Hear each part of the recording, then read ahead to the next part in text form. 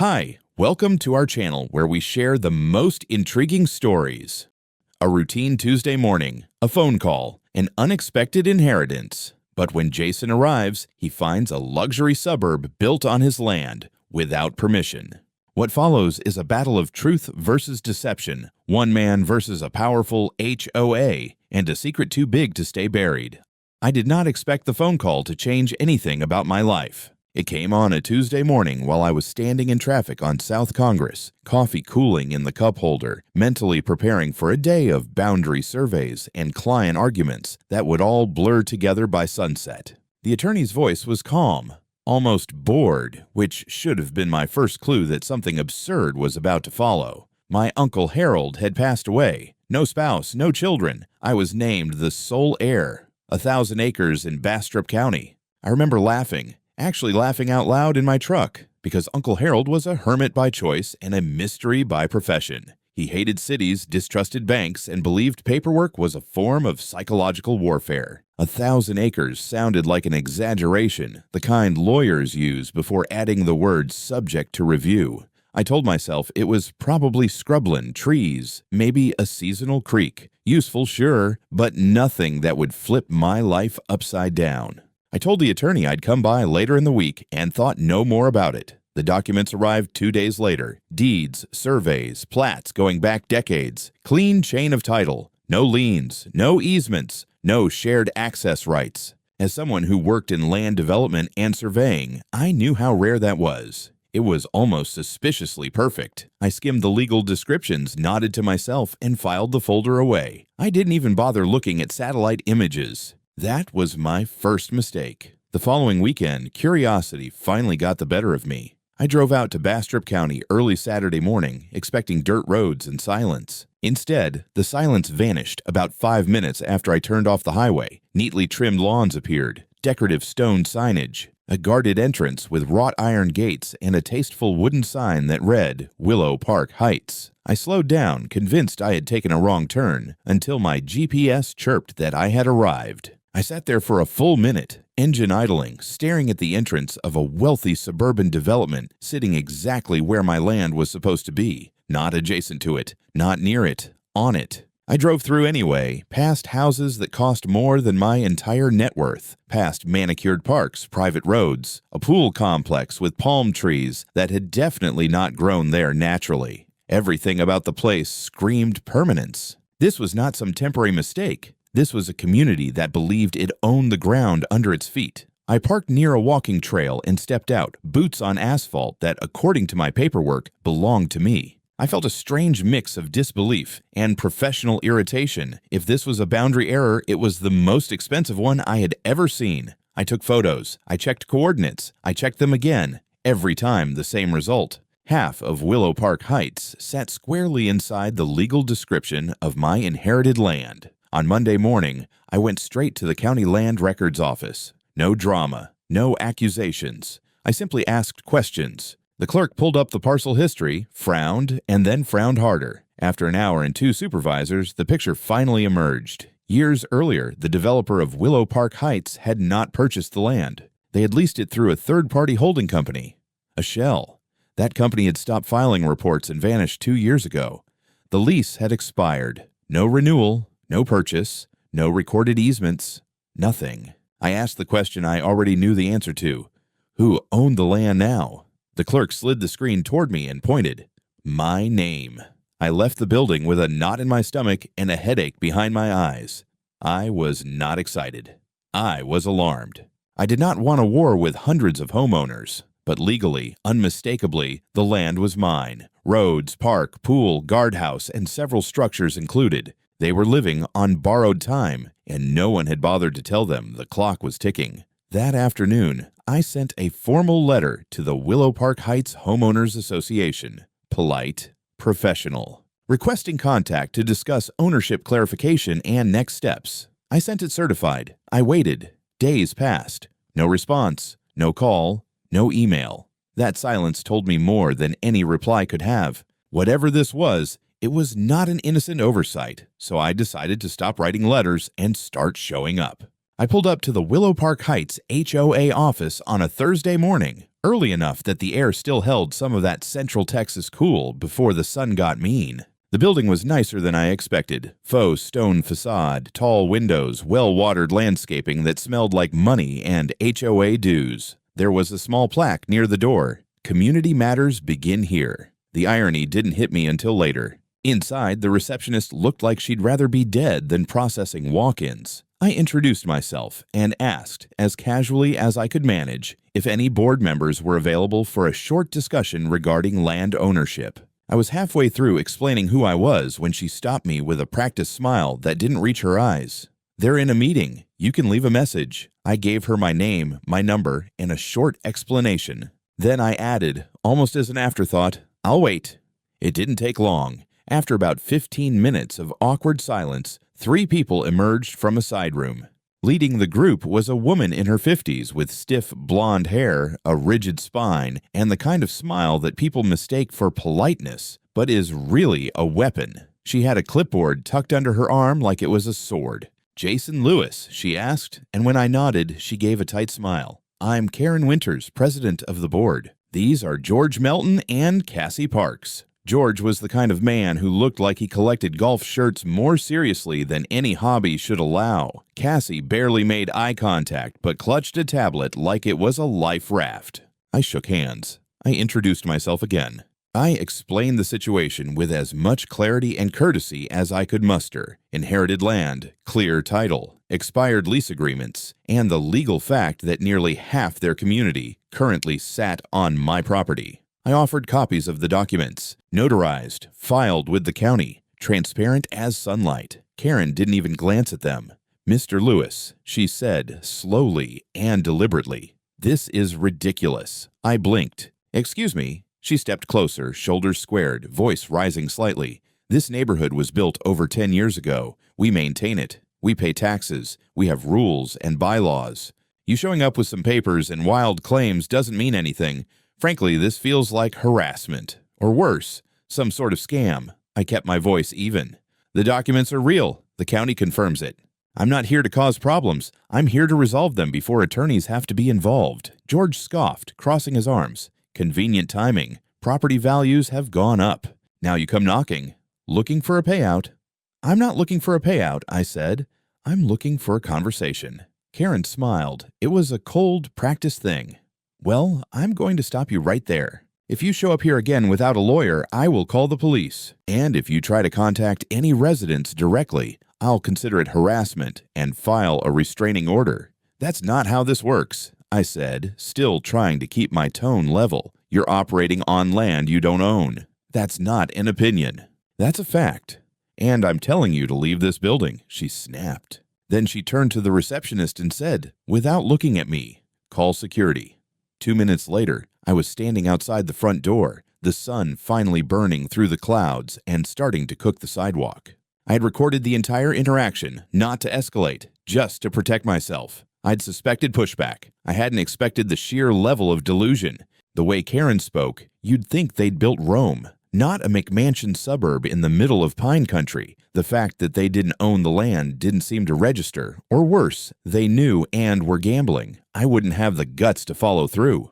That night, I typed up an official follow-up letter, attached the same documents, and sent it via certified mail, this time also copying my attorney. I kept it polite, professional, but firm. The next morning, a county inspector showed up on my gate. Claimed there had been a complaint about unauthorized grading work and possible disturbances to community land. Community land. I almost laughed in his face. Instead, I showed him my paperwork and explained the situation. He took notes, made a few calls, and left awkwardly, clearly realizing he'd walked into something more complicated than a landscaping violation. 2 days later, another inspector came, this time zoning enforcement, then a code compliance officer. The pattern was clear. I'd poked the queen bee, and now the hive was testing its stingers. I knew exactly where this was going. The only question was how far they were willing to take it.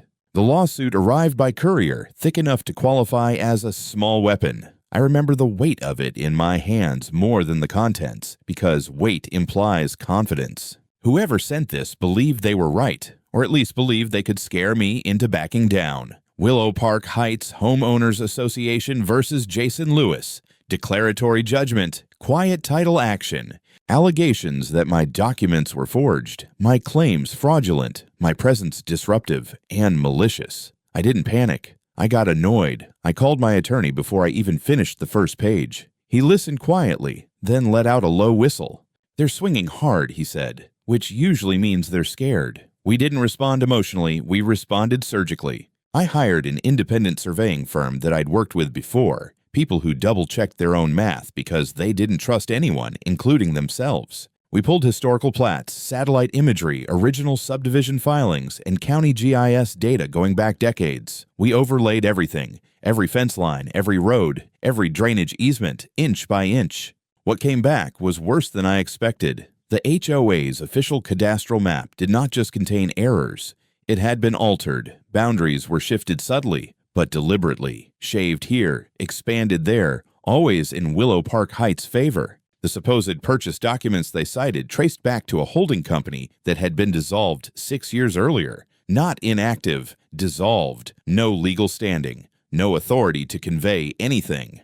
In other words, their entire claim rested on paper ghosts. We filed our response with exhibits that spoke louder than arguments. The judge scheduled an early hearing on their request for a temporary injunction, which they wanted to use to freeze my ability to act while the case dragged on. Their attorney tried to sound confident. Mine didn't raise his voice at all. The injunction was denied. No freezing, no shortcuts. That was the moment the gloves came off. Within days, my name started appearing in places I didn't put it. Local forums, neighborhood Facebook groups, anonymous posts accusing me of trying to extort families and destroy a community. Someone leaked my business address online. One morning, I walked out to find my truck tire mysteriously flat, nails scattered nearby like punctuation. I reported it. Nothing happened. Then came the calls. Unknown numbers, heavy breathing, one voicemail that just said, "You don't belong here," before cutting off. I didn't scare easily, but I'd be lying if I said I slept well that week. I installed cameras, documented everything. If this was going to get ugly, I wanted a paper trail so long it tripped people.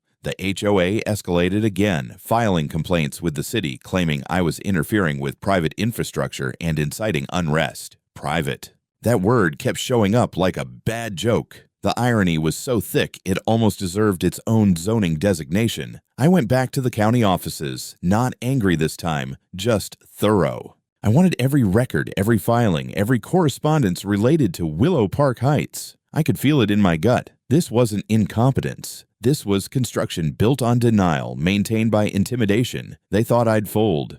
They thought pressure would do what facts could not.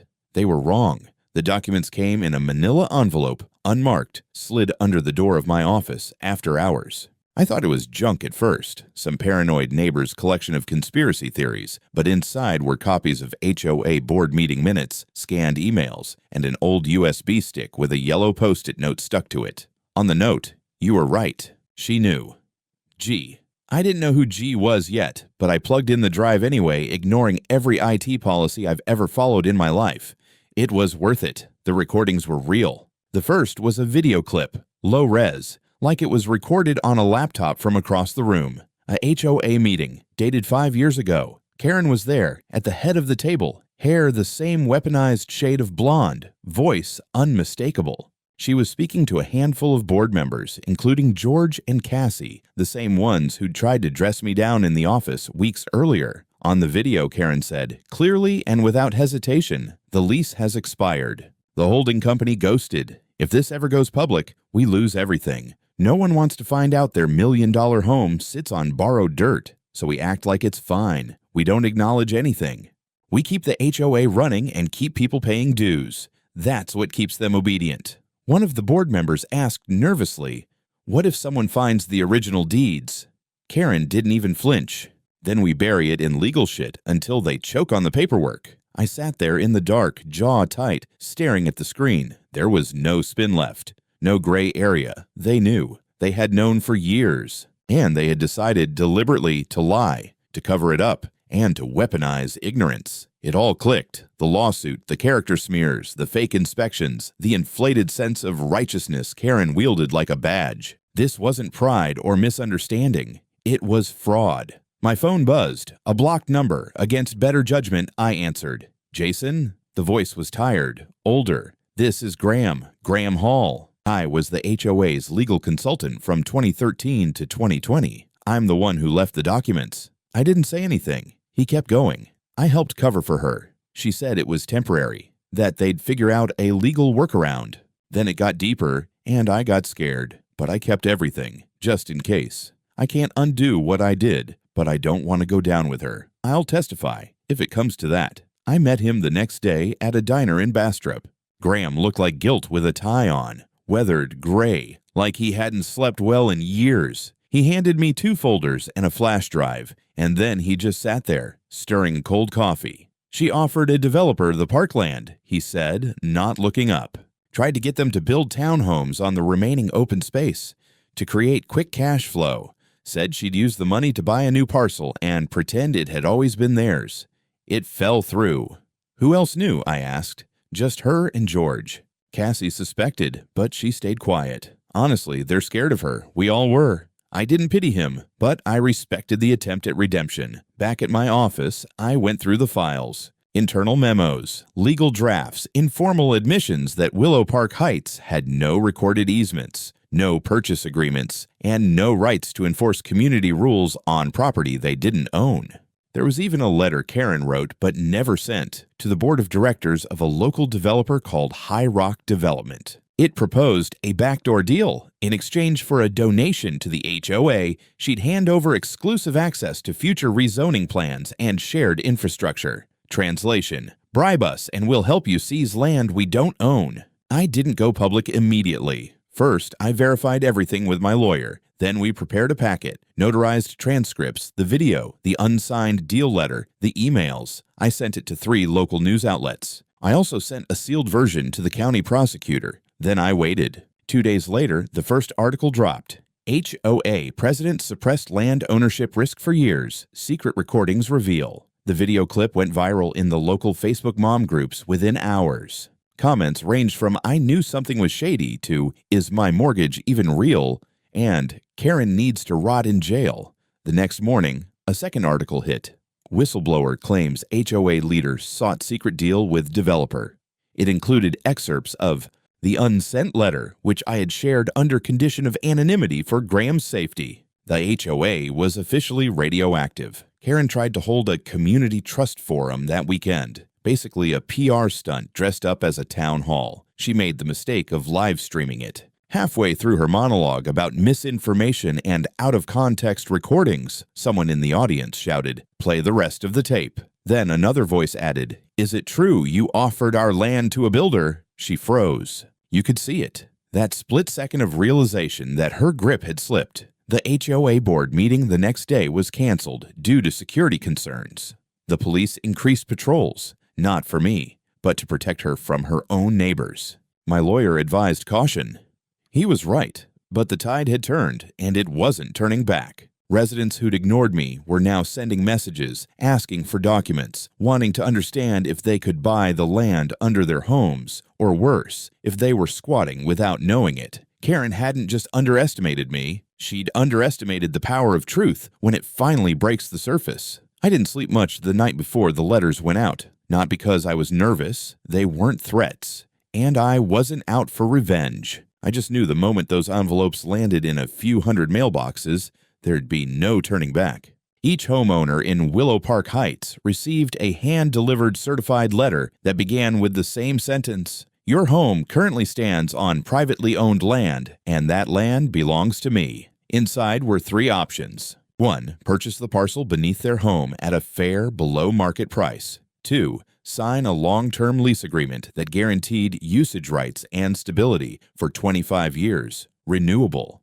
3. Vacate the property within 6 months and return the land. I also set up a hotline and a legal support team, pro bono consultations for residents to understand their position, their risks, their rights. I wasn't playing hardball for the sake of it, but I wasn't going to be quiet while a fraudulent HOA pretended none of this was happening. The first calls came in within hours. Confused, panicked, some angry, some just numb. One woman cried on the line, not because she was furious, but because she felt betrayed. They promised us everything was handled. We paid every damn HOA fee they asked for. They said it was secure. By that evening, the Willow Park Heights community Facebook page turned into a war zone. Karen tried to post a calming statement, blaming a land dispute initiated by an outside party with questionable motives.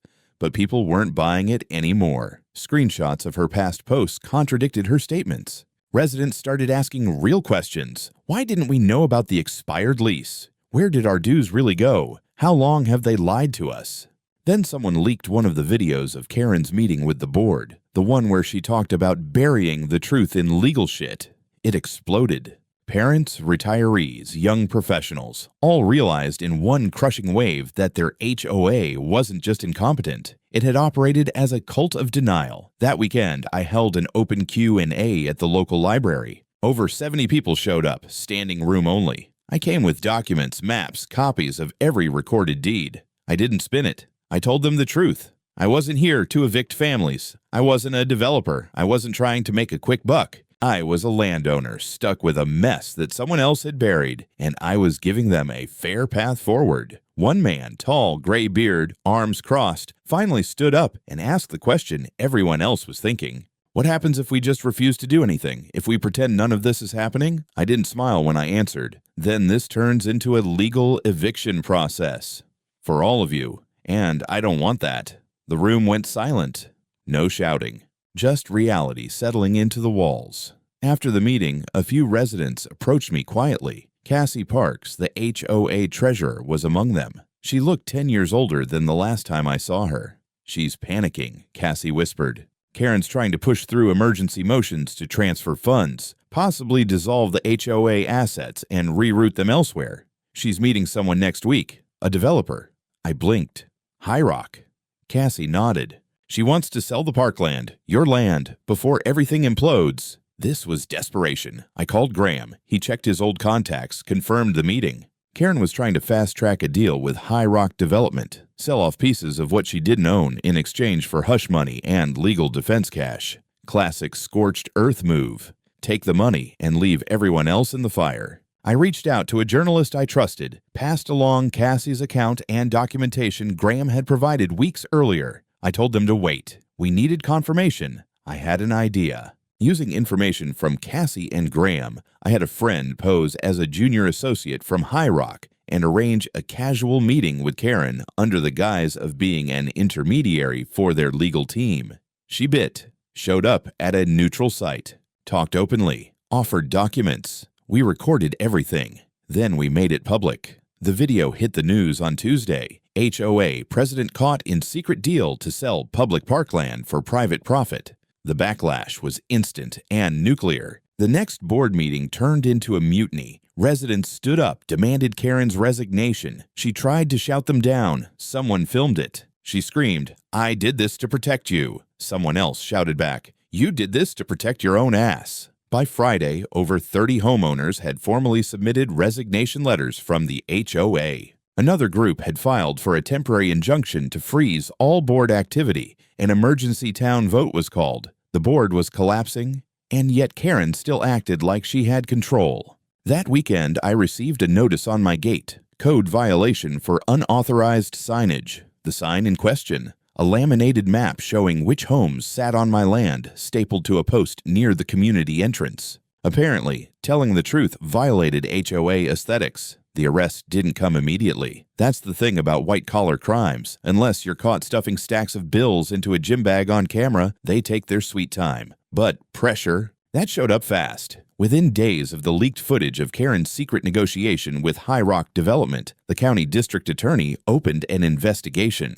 Local news trucks started camping near Willow Park Heights like it was a crime scene. The HOA office was bombarded with reporters and process servers. Karen stopped showing up altogether. Residents filed an emergency motion with the county civil court, demanding a freeze on all HOA accounts. Their argument: the board could no longer be trusted to manage communal funds in good faith. The judge didn't even blink, granted the injunction on the spot. HOA money was locked, assets frozen, and every board member subpoenaed to produce internal communications. It was open war now. Karen's lawyer made a statement on her behalf, denying all wrongdoing and claiming the videos were selectively edited. No one bought it, especially not after my attorney released the full, unedited footage to the court. Karen naming prices, offering soft access to parcels she didn't own, and describing her residence as too dumb to know what's real estate and what's just dirt, was the real Karen. Unfiltered, the judge ordered a full evidentiary hearing. Karen predictably didn't show, but George and Cassie did, both looking like ghosts of their former HOA selves. Cassie, to her credit, admitted under oath that she had become deeply uncomfortable with the way Karen handled land matters. George tried to play dumb, which went poorly once the prosecution introduced emails showing him approving budget allocations for external legal silencing efforts. By this point, over 70 homeowners had signed onto a civil lawsuit against their own HOA, citing negligence, misrepresentation, and financial harm. Several residents hired their own legal teams, and one particularly tenacious retiree filed a complaint directly with the state attorney general's office. Then came the real gut punch for Karen. Investigators found a series of wire transfers tied to HOA accounts. Large sums, tens of thousands of dollars, sent to what looked like a consulting firm in Dallas. Except the firm didn't exist. It was a shell company, registered under a P.O. box, owned by an entity traced back to Karen's cousin. She had been funneling HOA money into a fake business to cover legal bills and, allegedly, private expenses. Now, it wasn't just civil. It was criminal. I watched it unfold from the sidelines, not with glee, but with a grim sense of inevitability. I had started all this trying to correct a legal error. Now I was watching an empire of suburban fraud collapse under its own hubris. I kept working. While Karen played fugitive CEO, I sat down with residents in small groups, explaining deeds, answering questions, offering them legitimate paths forward. I wasn't the enemy anymore. I was their only way out. Then the subpoena hit my inbox. Karen's lawyer had listed me as a hostile actor engaged in tortious interference. My attorney laughed so hard I thought he'd choke. "Desperation is a hell of a legal strategy," he muttered. We filed a counterclaim. Defamation, malicious prosecution, abuse of process. And then, just when I thought it couldn't get any wilder, the police raided the HOA office. They seized hard drives, server backups, even physical files. According to the search warrant, they were looking for evidence of financial misconduct, bribery, document falsification, and obstruction of justice. The next day, the story broke statewide. HOA president accused of embezzlement and fraud in Bastrop County land scandal. Karen finally surfaced, not in person, but via a bizarre recorded video uploaded to her personal website. In it, she claimed she was being targeted by anarchists, accused me of weaponizing bureaucracy, and promised she would return stronger with legal vengeance. She looked tired, disheveled, like someone who'd been sleeping in a Holiday Inn and drinking wine from the minibar. The comments on the video were brutal. Even the residents who had once supported her now openly mocked her. One comment read, "You lied, you stole, and now you're crying about fairness. You ran this place like a dictator with a manicure." Then came the grand jury. 12 charges: fraud, misuse of public funds, falsifying legal documents, attempted bribery, wire fraud, obstruction, conspiracy. The list went on. The district attorney held a press conference. I stayed home. The residents, though, they gathered in the HOA's now empty meeting room, watching the live stream on a projector. When the indictment was read, there was actual applause. The woman who'd ruled with iron bylaws and pastel blouses was finally, officially finished. She was arrested without incident 3 days later. Cassie resigned the same afternoon. George went silent. And Willow Park Heights. For the first time since its founding, it had no HOA leadership, just families, neighbors, and one very exhausted landowner named Jason Lewis trying to clean up the wreckage of a 10-year lie. They took her in just after sunrise. It wasn't a dramatic arrest. No sirens, no chopper overhead, no slow-motion chase down a cul-de-sac. Just 2 unmarked SUVs pulling up to a rented townhome 20 miles from the neighborhood she once ruled like a petty monarch. Karen Winters opened the door in a bathrobe and was escorted out in handcuffs, head down, sunglasses on. If she said anything, the cameras didn't catch it. By noon, the footage was everywhere. Local news, social media, even on a satirical Instagram account that posted HOA horror stories. The caption read, "Karen, meet karma." Karma, this is Karen. The official charges were read at the arraignment later that day. 12 counts, including fraud, embezzlement, document falsification, attempted bribery, wire fraud, and criminal conspiracy. She pled not guilty, of course. Her new attorney, some slick defense guy from Houston with a perfect smile and zero soul, claimed she was a victim of internal sabotage and that I was part of an orchestrated land grab. It didn't stick. By then, the evidence was overwhelming. The bribe attempt with High Rock was on video. The wire transfers to the shell company were confirmed. Emails and board minutes showed years of coordinated cover-ups. Testimony from Cassie, George, and Graham painted a damning picture of willful deceit, and all of it pointed to Karen at the center, authoritarian, obsessed with control, and willing to burn down a neighborhood to save her ego. The judge denied bail. From that moment, the rest unraveled fast. The HOA was effectively headless. A temporary court-appointed trustee was put in place, not to run the neighborhood, but to dismantle what was left of its legal structure. The accounts remained frozen. Vendors canceled their contracts. Maintenance crews stopped showing up. The once pristine Willow Park Heights began to look normal. Lawns grew a little longer. Christmas lights stayed up past January. No fines, no citations. Just people slowly realizing they didn't need a regime to be a community. I started getting calls from residents daily, some angry, some embarrassed, most just confused. What happens now? Can we stay? Do we still owe dues? I gave them all the same answer. You live on my land, but I'm not your enemy. I'm offering a path forward, one house at a time. I met with dozens of families. Some cried, some apologized. A few still tried to argue with me. Decades of HOA conditioning don't disappear overnight, but most were relieved. The cloud was lifting. What had started as a land dispute had transformed into a moral reckoning. I filed paperwork with the county to begin individual sales of the land beneath each home. Prices were set low, intentionally. I didn't want to profit off their misery. I wanted to fix what Karen broke. Residents could buy outright or enter long-term lease-to-own agreements with no interest and full legal support. Every deal was recorded, transparent, and fair. Within a month, more than half of the community had signed. By the end of the quarter, that number had jumped to over 80%. The HOA was formally dissolved by court order 2 weeks later. Its remaining assets, what little hadn't vanished into Karen's corruption, were distributed to the residents on a per-household basis. The total wasn't much, but symbolically, it mattered. The regime was dead, and the people had reclaimed their autonomy. Graham Hall came by one afternoon during all this, unshaven, carrying a cheap bottle of wine as a sort of apology offering. Didn't think it would go this far, he muttered. I shrugged. Neither did I. He sat down on my porch and stared out at the rows of houses that once feared him, then feared me, and now just existed. You're not going to build condos, are you? He asked.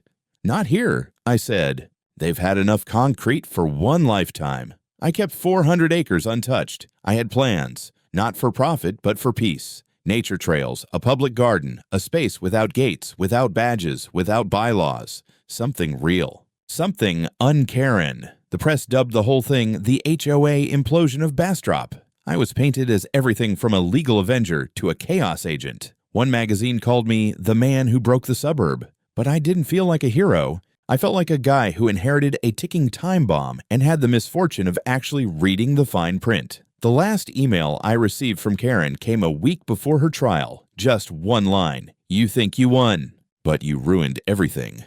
I didn't reply. By the time the trial started, I barely recognized Willow Park Heights. The guardhouse was gone. The metal gates removed and donated for scrap. No more parking patrols. No more pink violation slips for trash cans left out an hour too long. No more whispered threats about non-compliant lawn decor. The place felt quieter, not in a dead way, in a healing way. Karen's trial was open to the public, but I only attended one day, the opening. I sat in the back, in a wooden bench surrounded by people who used to glare at me across picket fences. Now they nodded at me with quiet respect. The prosecution laid it all out like a morality play. False documents, manipulated maps, embezzled funds, betrayal of trust. They played the recordings. They showed the wire transfers. They put Graham and Cassie on the stand. George testified too in exchange for immunity, his face pale and sweaty, as he admitted he'd signed things he didn't understand. Karen sat at the defense table like a statue. No expression, no apology. Just a woman watching the final scene of her own downfall. She was found guilty on 11 counts, sentenced to 12 years, eligible for parole in 6. Her mugshot made the rounds. They say she cried in the holding cell. I wouldn't know. I didn't look. That same week, I filed the last deed transfer. Every home that wanted it now legally sat on ground they owned, or leased with full legal protection.